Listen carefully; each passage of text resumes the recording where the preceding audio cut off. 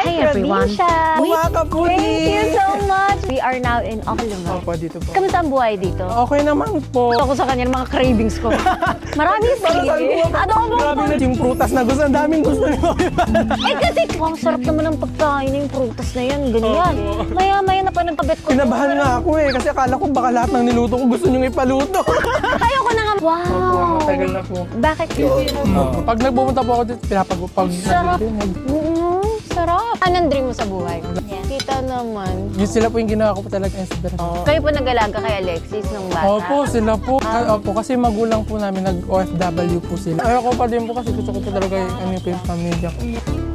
Uy, baka naman lumipad sa atin yan. Sumala! First buko na sinungkit. Thanks to Alexis. Nung bata-bata kayo? Oo. Karating ka dito sa... Ayun mo. Parang Ano ba bomba yan? kasi manipit eh.